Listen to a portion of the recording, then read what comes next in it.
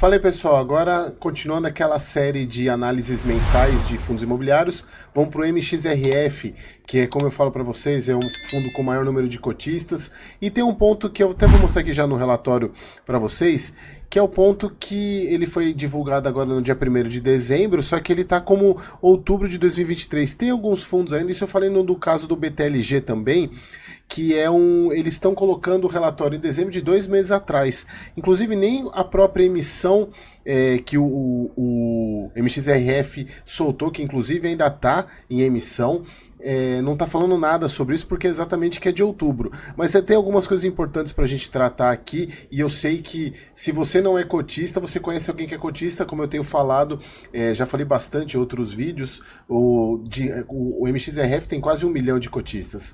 Então, se a gente tem 2,2 milhões de investidores em fundos imobiliários, pelo menos 1 a cada 2 investidores tem cotas do MXRF. Então, deixa eu pegar minha setinha aqui.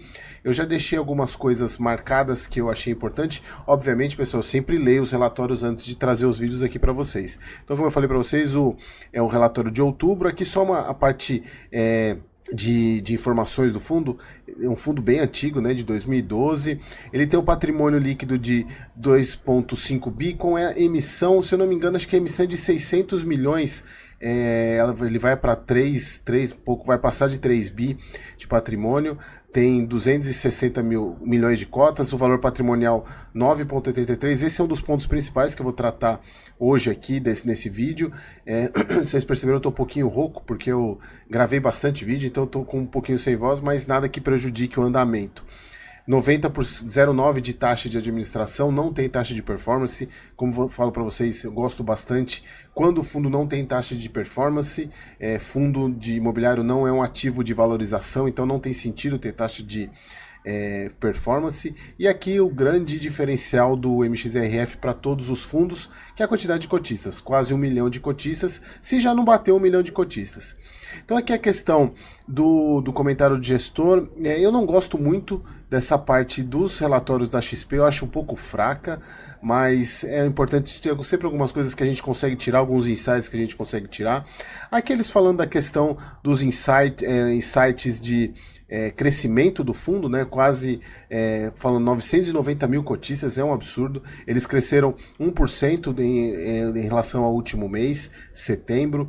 Aqui a parte, fundo visa alocação 80% do PL em CRIs com bons nomes de crédito e 20% do PL em permutas financeiras. Que embora eu tenha um vídeo aqui no canal que eu explico detalhadamente o que é permuta financeira, eu vou deixar aqui nos cards.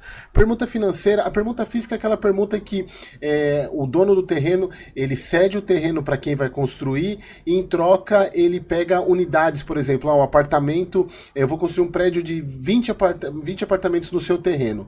Eu te dou 6 unidades para você comercializar, fazer o que você quiser. Isso é a permuta financeira. A permuta física é o valor. Em vez de dar a unidade, ele dá 6 unidades em valor. É muito melhor para o fundo porque ele participa do resultado. Porque quando a gente está falando de venda de imóvel, obviamente se quem está vendendo o imóvel, aquelas 6 unidades não são deles, já passou para o terreno, ele não vai fazer esforço, não vai desprender esforço para vender essas unidades rapidamente. E como vocês já sabem, eu já tenho falado bastante isso, que inclusive esse para mim é um dos riscos que muitos investidores, desses 990 mil investidores, não fazem ideia de como funciona a permuta financeira, que é o grande risco, porque a gente está falando de uma parte da venda, então é participação na venda. Por mais que a permuta financeira ela tenha uma característica um pouco menos arriscada do que a permuta física, porque como eu estava falando, a permuta física depende da venda do imóvel, então passa o imóvel para quem cedeu, né? No caso do terreno, se a permuta for física, o imóvel passa para o dono do terreno, então ele que vai ter que desprender esforço para vender. E normalmente são as últimas unidades a serem vendidas ou demora mais para a unidade ser vendida. E quando a gente fala de venda, qualquer prazo acima do estabelecido é perda de dinheiro, porque você estabelece um prazo para ter vendido para ter o seu retorno estimado. Passado daquele prazo, qualquer dia a mais é dinheiro sendo jogado fora. Então, quando a permuta é física, quem cedeu o terreno acaba tendo essa questão de que quem está vendendo as unidades não está muito preocupado em vender essas unidades. Já na permuta financeira, o fundo não está muito preocupado se vai vender ou não. Ele vai participar, ele, por exemplo, foi 6 unidades que faz parte dessa permuta, ele vai receber o dinheiro de 6 unidades, independentemente se forem as primeiras ou as últimas a serem vendidas. Mas tem muito risco. Por isso que, porque depende da venda, e a gente sabe como que é o mercado imobiliário brasileiro, não é tão simples. Eu falo bastante para vocês, essa questão de incorporação não é simples, e esse risco as pessoas não levam em consideração. Eu tenho certeza que mais de 80% desses cotistas aqui não faz a menor ideia do que seja permuta, então é muito importante vocês entenderem isso. Então eles estão falando aqui que a equipe de gestão vem observando uma melhora gradual na melhora de crédito, com o fechamento dos spreads de crédito. O que é a diferença fechando spread de crédito? É a diminuição da taxa de juros em relação ao juros do Tesouro. Aqui, além disso, as melhores perspectivas de atividade e medidas com o programa Minha Casa Minha Vida também, que é um programa que é incentivado pelo atual governo. Aqui a questão dos rendimentos, ele continua mantendo esse pagamento de 11 centavos. Nesse vídeo, inclusive, que eu mostrei, que eu falo da permuta financeira, eu comento que ele chegou a pagar 12 centavos e que não seria sustentável, e se provou no tempo que não seria sustentável mesmo.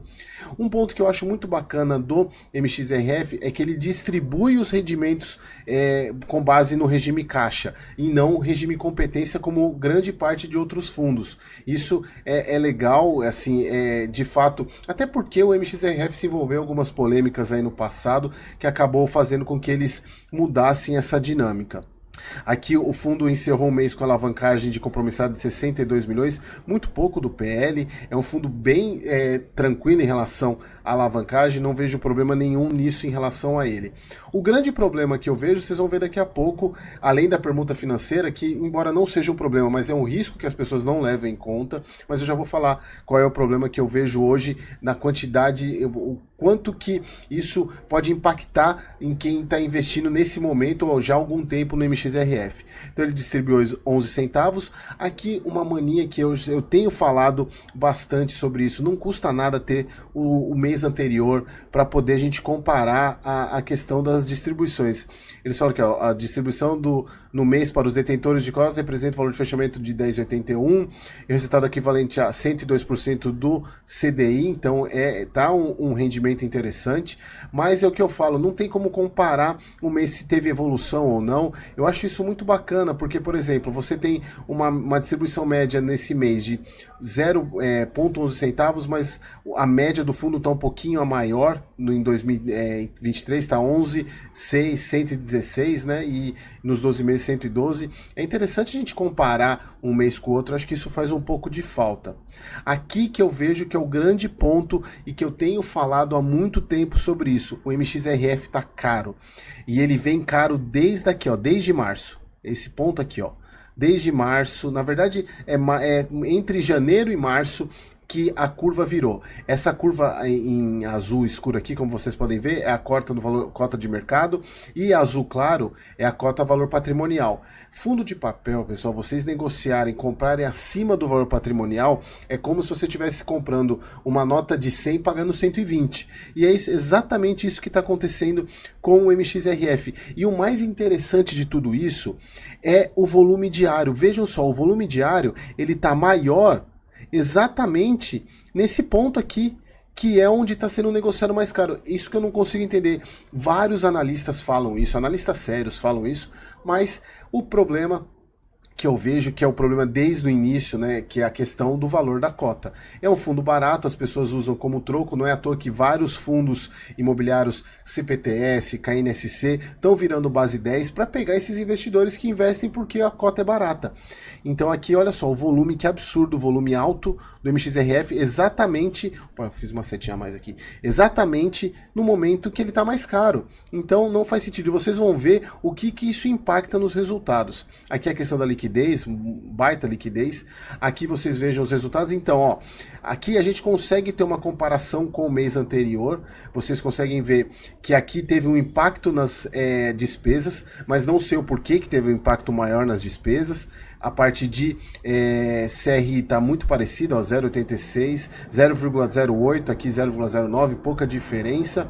Teve um impacto também em permutas financeiras, reduziu um pouco, até porque o fundo ele tinha começado a reduzir a quantidade de permutas, mas com essa emissão que o fundo está fazendo, que não entra nesse relatório, mas no vídeo que eu falei sobre a emissão, esse vídeo aqui, ele vai colocar mais permutas no portfólio, inclusive vai aumentar o risco do MXRF.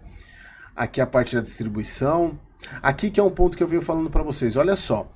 Essa daqui é uma tabela quase que de comparação com outros não benchmarks, mas outros índices, para vocês terem uma noção do que é você pagar a cota bem mais alta ou mais alta do que a patrimonial. Então olha só, a cota patrimonial em outubro 9,83, cota valor de mercado 10,81. Se a gente pegar a taxa interna de retorno negativa, rendimento negativo, comparação com o NTB 0,5%, a Quiffix tem mais a ver com a questão da valorização da cota. Mas o que eu estou mostrando para vocês é essa questão dessa taxa de retorno. Se a gente pegar nos últimos 12 meses, 1% só de taxa de retorno ao mês, o que é muito pouco se a gente for comparar com um fundo desse tamanho, exatamente por causa dessa negociação que o fundo está fazendo acima do valor patrimonial. Então esse mês de outubro aqui ele reflete muito bem essa questão das pessoas comprando a cota mais do que deveriam, porque ela tá cara, e eu tenho falando isso há muito tempo.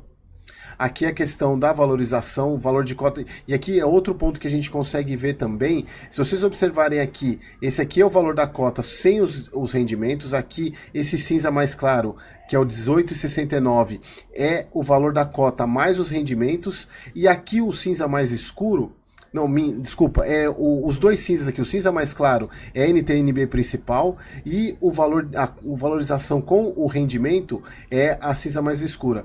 Enquanto que o rendimento do fundo do MXRF, valorização mais os rendimentos, está dando 18,71, a NTNB 18,69, ou seja, praticamente nenhuma diferença para um ativo com muito mais risco. Por isso que eu falo para vocês, o MXRF está caro e já está caro há um bom tempo. Bom, continuando aqui.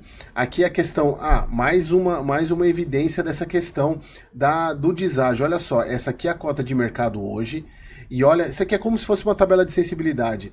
E olha só, um yield CDI negativo e um IPCA 6,33. Se a gente está falando do Tesouro que está 5,7, está menos de 1% de spread.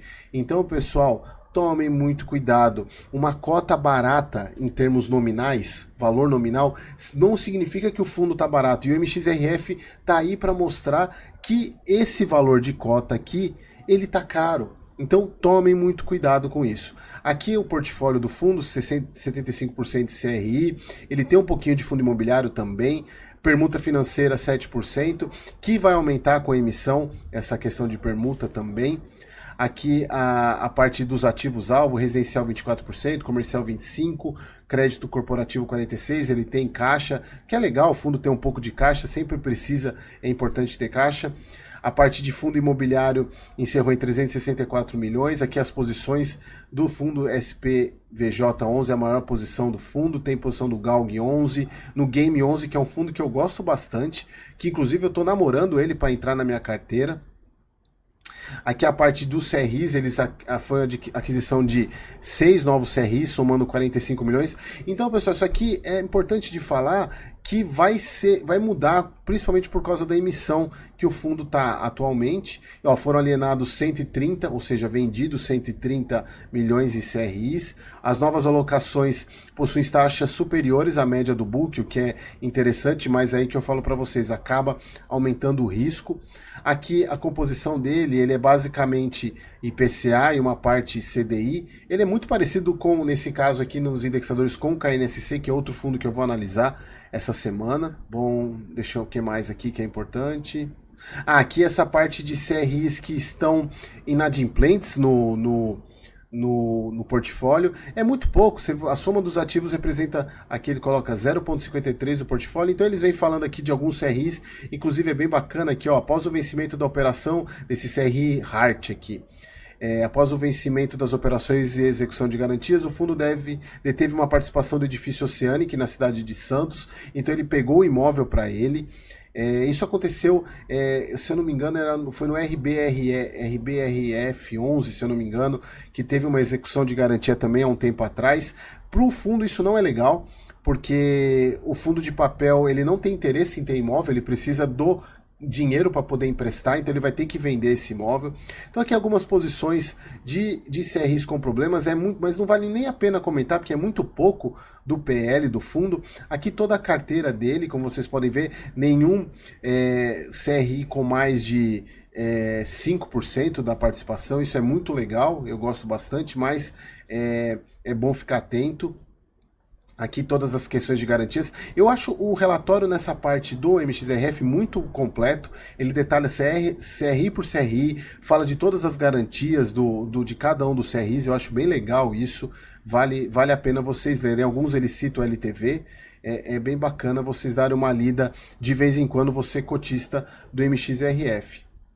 Deixa eu descer aqui a parte de permuta financeira, que é uma questão que não representa rendimento recorrente para o fundo, porque aqui tem o fluxo de como que funciona a permuta, tem a parte de obra, a parte de construção e o repasse. Então, lembrando, a gente tem que... A parte de permuta está relacionada principalmente com a parte de desenvolvimento e de incorporação. Então, tem toda essa questão de risco de obra. Então, para vocês ficarem atentos, aqui a taxa média de 12,76, que é legal, não é ruim, e deve aumentar com essa taxa com a emissão. Aqui falando, ó, o fundo no mês de setembro, o Maxi Renda realizou um aumento de capital de 16,40 milhões no projeto Brooklyn 2, foram realizadas novas reduções de capital nos projetos Campo Belo e Mirim. Então aqui é bem bacana de vocês entenderem como é que é essa dinâmica de permuta, aqui todo o histórico de permutas dele, que vale a pena vocês lerem. Aqui uma outra parte legal, o relatório do MXRF, ele é bem grande, ele tem 24 páginas, ele é bem grande. Aqui todos os imóveis referentes às permutas, a participação no VGV, que é o valor geral de venda do MXRF, é pequena, grande parte dificilmente passa de 50% do VGV, o que diminui um pouco o risco, mas mesmo assim é um risco considerável.